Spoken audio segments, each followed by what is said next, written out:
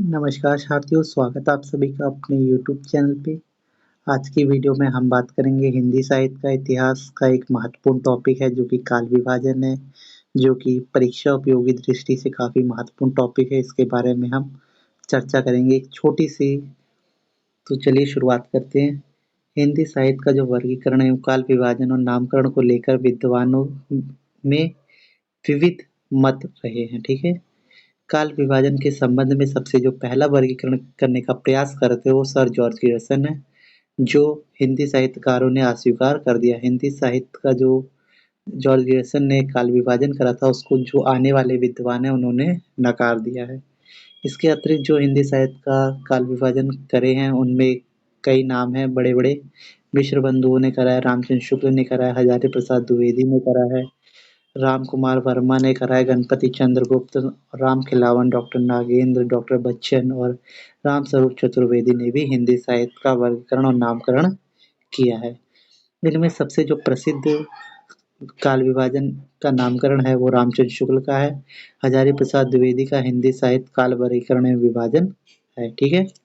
तो जो सबसे पहले विभाजन करते हैं उनको हम क्रम दर क्रम जानने का प्रयास करते हैं। आप इस पे वीडियो में लगातार बने रहिए, आपको बहुत ही आसानी से एक शॉर्ट तरीके से मैं समझाने का प्रयास करूँगा, ठीक है? तो सबसे पहले जो प्रयास करते हैं वो सर जॉर्ज ग्रियर्सन, उनके बारे में हम जानते हैं। जो हिंदी साहित्य का जो सबसे पहला प्रयास है वो सर जॉर्ज ग्रियर्सन ने करा है। इसमें लिखा है सर्वप्रथम हिंदी साहित्य का जो वर्गीकरण करते हैं वो जॉर्ज ग्रियर्सन है, जिनकी पुस्तक का नाम है the modern vernacular literature of Hindustan, जो कि 11 पार्ट में प्रकाशित हो रखी है। इन्होंने जो हिंदी साहित्य का 1000 साल का पूरा इतिहास है उसको जो कालखंड दिया है, जो आधार बना के इतिहास को लिखा है, उसके बारे में हम एक-एक करके जानते हैं। तो सबसे पहला जो उन्होंने आधार बनाया वो है चारण काल, जिसका टाइम पीरियड उन्होंने दिया 700 ईसा से लेके 1300 ईसा तक। यानी 700 से लेकर 1300 ईसा के बीच में जो घटनाएँ हुई हैं या जो इतिहास में रचनाएँ हुई हैं, उन सबको इन्होंने चारण काल में डाल दिया। ऐसे ही 15वीं शताब्दी का धार्मिक पुनर्जागरण, यानी 1300 के बाद जो 15वीं शताब्दी आती है, जब तक पुनर्जागरण रहता है उसमें जायसी, जब जो उनकी प्रेम कविता है उस समय का जो काव्य है, उन समय के जो समवर्ती लेखक हैं, उन सब के बारे में जायसी का प्रेम कविता। चौथा जो है ब्रज का कृष्ण संप्रदाय 1500 से लेके 1600 ईसा तक का। पाँचवा जो मुगल दरबार है, जब मुगल दरबार था, जब बाबर से लेके जो उतने समय के जितने रचनाकार हैं उन सब के बारे में लिखा गया, उस टाइम पीरियड के बारे में। ये सब टाइम पीरियड को आधार बना के बाँटा गया है। जब तुलसीदास का टाइम पीरियड था, सातवां जो रीति काव्य है जिनका टाइम पीरियड इन्होंने 1580 से लेके 1692 ईसा तक का दे रखा है। आठवां तुलसी के अन्य प्रवर्तित, यानी तुलसीदास के बाद जो टाइम पीरियड हुआ है 1600 से लेके 1700 ईसा तक के, वो है। और नौवां उन्होंने बाँटा है 18वीं शताब्दी में, और 10वां जब कंपनी का शासन हिंदुस्तान में आता है उस समय के जो कवि लेखक हैं उन सबको। इसका टाइम पीरियड आप देखिए आगे। इसका टाइम पीरियड उन्होंने दिया है 1800 से लेके 1857 तक। 11वां जो है वो महारानी विक्टोरिया के शासन में जो हिंदुस्तान है उसका है। ये पूरा 11 को इन्होंने जो 11 पॉइंट है, इनको माध्यम बना के इन्होंने हिंदी साहित्य का इतिहास को रचा है। इस काल क्रम से इन्होंने बाँटा है पूरा, ठीक है? जो दूसरा प्रयास करते हैं मिश्र बंधुआ काल विभाजन, क्योंकि इसमें कहीं न कहीं कमी है, इसीलिए इसको दोबारा संशोधन करके प्रयास किया गया है कि एक नया बढ़िया काल विभाजन आप सभी के समय प्रस्तुत करें, जिससे कि हिंदी साहित्य का इतिहास को समझने में आसानी हो जाए, क्योंकि इसमें एक तार्किकता नहीं है। तुलसी है, मीरा है, जिससे कि काव्य को समझने में परेशानी होती है, उसमें कई कवियों को लाना मुश्किल हो जाता है। तो मिश्र बंधुओं ने उसका एक अलग नाम दिया है, पर इसका महत्व इसलिए क्योंकि इसमें सबसे पहले हिंदी साहित्य के इतिहास को वर्गीकरण करने का प्रयास दिया गया है। तो दूसरे के बारे में हम जानते हैं। मिश्र बंधु, जो कि काफ़ी बड़ा नाम है हिंदी साहित्य के इतिहास में। मिश्र बंधु की जो पुस्तक है मिश्र बंधु विनोद, 1913 में इसका पहला भाग प्रकाशन हुआ था। इसके वर्णन करते हैं। मिश्र बंधुओं द्वारा किया गया वर्गीकरण इस प्रकार है। पहला उन्होंने माना है प्रारंभिक काल, जिसको उन्होंने 2 उपशाखाएँ दी हैं। प्रारंभिक काल को उन्होंने जो टाइम पीरियड दे रखा है 643 से लेके 1386 ईसा तक का दे रखा है। उत्तर आरंभिक काल को उन्होंने 1286 से लेके 1387 ईसा तक दे रखा है। दूसरा जो उन्होंने मान रखा है मध्यकाल, जिनको उन्होंने 2 पार्ट में डिवाइड कर रखा है। पूर्व मध्यकाल, जिसका टाइम पीरियड उन्होंने 1388 से लेके 503 ईसा तक दिया है, और पूर्व मध्यकाल माध्यमिक काल को उन्होंने 1504 से लेके 1623 ईसा तक दे रखा है। तीसरा उन्होंने बांटा है अलंकृत काल में, जिसको वो 2 उपशाखाएँ बाँटते।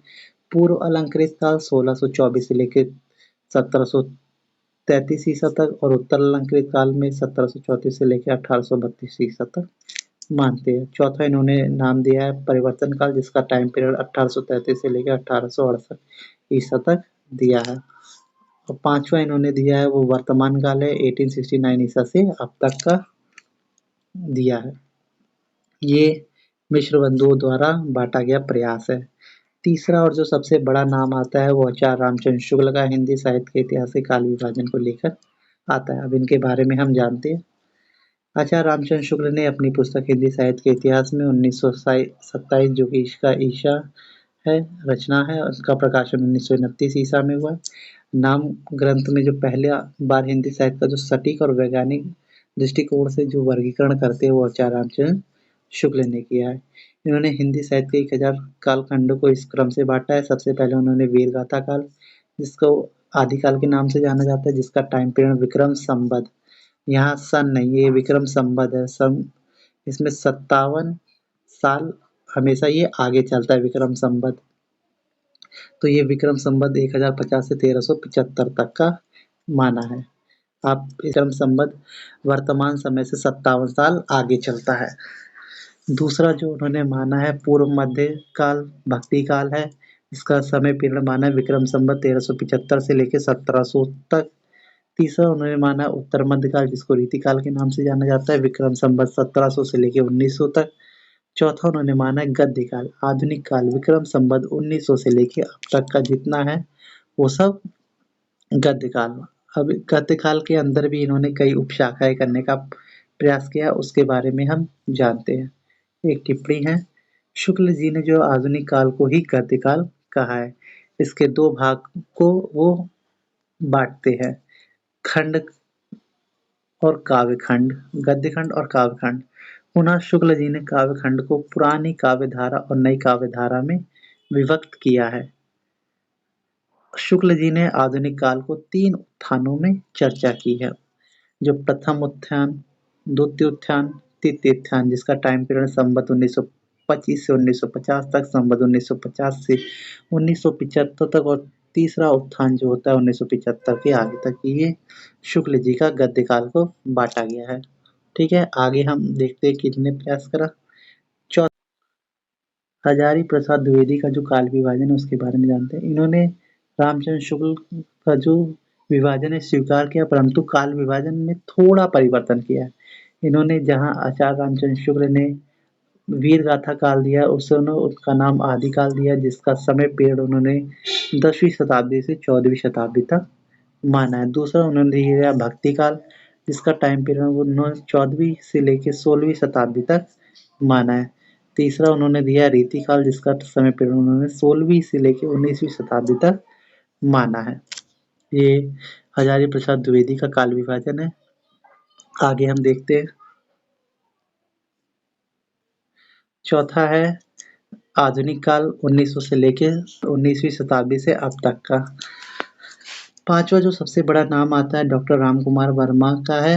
उनके द्वारा जो प्रस्तुत काल विभाजन उसके बारे में हम देखते हैं। इन्होंने जहाँ वीरगाथा काल आदिकाल माना है, इन्होंने सबसे पहले संधि काल माना है, जिसका समय संवत 700 से लेके 1000 विक्रम संवत तक है। दूसरा इन्होंने चारण काल माना है, विक्रम संवत 1000 से लेके 1375 विक्रम संवत तक।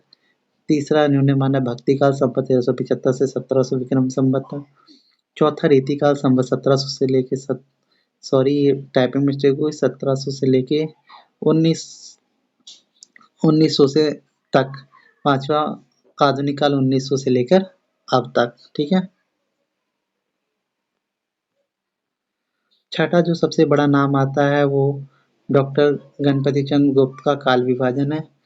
इन्होंने सबसे पहला जो प्रयास करा है उसको प्रारंभिक काल का उन्मेष काल का है, जिसका समय पर उन्होंने 1184 से लेकर 1350 तक दिया है।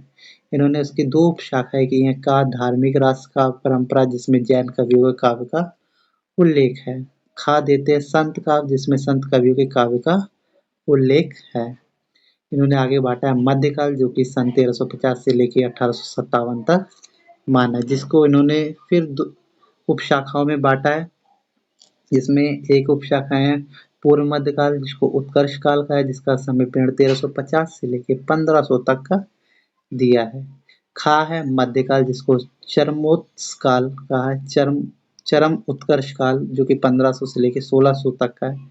गा है उत्तर मध्यकाल जिसको अपकर्ष काल सन 1600 से लेकर 1857 तक का माना है। और आगे आधुनिक काल को उन्होंने 1857 से लेके 1965 तक माना है, जिसमें उन्होंने कई शाखाएं दी हैं।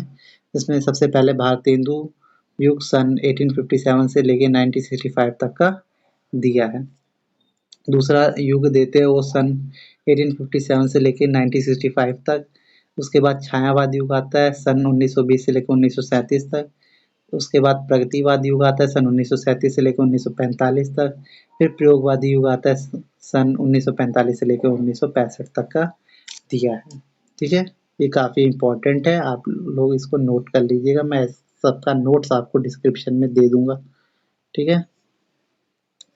सातवां जो सबसे बड़ा नाम आता है वो रामखेलावन पांडे का काल विभाजन है। इसमें जो पहला नंबर पे आता है संक्रमण काल, जिन्होंने इसका नाम दिया प्रवर्तन काल भी कहते हैं। 1000 से लेके 1400 ईसा तक इन्होंने माना है। दूसरा इन्होंने दिया संयोजन काल 1401 से लेके 1600 ईसा तक। तीसरा संवर्धन काल 1601 से लेके 1800 ईसा तक। चौथा संचयन काल 1801 से लेके 1900 ईसा तक। पांचवा संबोधित काल 1901 से लेकर 1957 ईसा तक। और छठा इन्होंने माना है संचारण काल 1947 से आगे तक का, ठीक है। ये सब आपको एक फैक्ट्स की तरह याद करने की जरूरत नहीं है, एक बार आप लिख लीजिए, थोड़ा बहुत समझ लीजिए, आप परीक्षाओं में लिख सकते हैं। मेन आपको मैंने जो ऊपर बताए हैं वही है, बाकी धीरे धीरे आप इनको भी याद कर लीजिएगा, चाहे कि पेपर में एक बढ़िया आंसर आप प्रस्तुत कर सके, ठीक है। आठवां जो सबसे बड़ा नाम आता है वो डॉक्टर नागेंद्र का काल विभाजन है। इनकी जो रचना है हिंदी साहित्य का वृहत इतिहास है 10 खंडों में है। आदिकाल का जो इन्होंने समय पीरियड दिया वो 7वीं शताब्दी से लेकर 14वीं शताब्दी के मध्य तक माना है। भक्ति काल का इन्होंने टाइम पीरियड दिया वो 14वीं शताब्दी के मध्य से लेकर 17वीं शताब्दी के मध्य तक माना है। रीति काल को उन्होंने 17वीं शताब्दी के मध्य से 19वीं शताब्दी के मध्य तक माना है। और आधुनिक काल का जो उन्होंने टाइम पीरियड दिया वो 19वीं शताब्दी के मध्य से अब तक का माना है। डॉक्टर नागेंद्र ने जो आधुनिक काल को जो बांटा है उसको 4 और उप विभाजन किया है। उन्होंने पुनर्जागरण काल जिसको भारतेंदु युग भी कहते हैं 1857 से लेकर 1900 ईसा तक का माना है। जागरण सुधार काल जिसको द्विवेदी युग कहते हैं 1900 से लेकर 1918 तक माना है। छायावाद 1918 से लेकर 1938 ईसा तक माना है। छायावाद उत्तर काल 1938 ईसा से आगे तक का माना है। छाया उत्तरार्ध काल इन्होंने 2 भागों में बांटा है, ठीक है। इसको उन्होंने प्रगति प्रयोग काल 1938 से लेकर 1953 तक, नवलेखन 1953 ईसा से आगे तक माना है। नौवां जो नाम आता है वो डॉक्टर बच्चन का काल विभाजन है। इनके पुस्तक है वो रचना है हिंदी साहित्य का दूसरा इतिहास। ये इसमें जो अपभ्रंश काल है जिसको आदिकाल कहते हैं, इनका जो टाइम पीरियड है उसका उल्लेख डॉक्टर बच्चन सिंह नहीं किए हैं। इन्होंने भक्ति काल और रीति काल के बारे में जो टाइम पीरियड दिया है वो 1400 ईसा से लेकर 1650 ईसा तक है। और रीति काल को उन्होंने 1650 ईसा से 1857 ईसा तक माना है। आधुनिक काल का भी इन्होंने कोई समय उल्लेख नहीं दिया। डॉक्टर बच्चन का ये काल विभाजन है। जो 10वां काल विभाजन करते हैं वो है राम स्वरूप चतुर्वेदी का काल विभाजन। इन्होंने सबसे पहला जो काल है उसको वीरगाथा काल जो कि 1000 से लेकर 1375 तक भक्ति काल 1350 से लेकर 1650 ईसा तक माना है। आगे जो रीति काल है वो 1650 से लेकर 1850 ईसा तक माना है। गद्य काल को 1850 से आगे तक मानते हैं। जो उपयुक्त जो सभी विद्वानों का काल विभाजन में आचार्य शुक्ल जी का जो काल विभाजन है वो सभी विद्वानों द्वारा सर्वसम्मत स्वीकार किया गया। आचार्य रामचंद्र शुक्ल का जो विभाजन है वो संपूर्णतः पूर्ण रूप से ठीक है और आगे भी ठीक है। इनके नाम सभी ने अपने हिसाब से दिया, पर जो आचार्य रामचंद्र शुक्ल ने नाम दिया है वो भी ठीक है, पर जो स्वीकार्य तौर से अगर कहीं माना जाता है तो आचार्य रामचंद्र शुक्ल का ही आता है। आगे मैं आपको एक चार्ट दिखाता हूँ जिसमें हिंदी साहित्य के इतिहास का जो वर्गीकरण है वो आपको आसानी से समझ आ सकेगा। ये जो चार्ट है ये हिंदी साहित्य का इतिहास का वर्गीकरण, इसको 3 काल खंडों में बांटा गया है: आदिकाल, मध्यकाल और आधुनिक काल। आदिकाल को जिसको वीरगाथा काल नाम दिया गया, इसमें सिद्ध साहित्य, नाथ साहित्य, जैन साहित्य, चारणी साहित्य और प्राकीर्ण साहित्य, अपभ्रंश काव्य और फुटकल रचनाएं देखने को आपको मिलती है।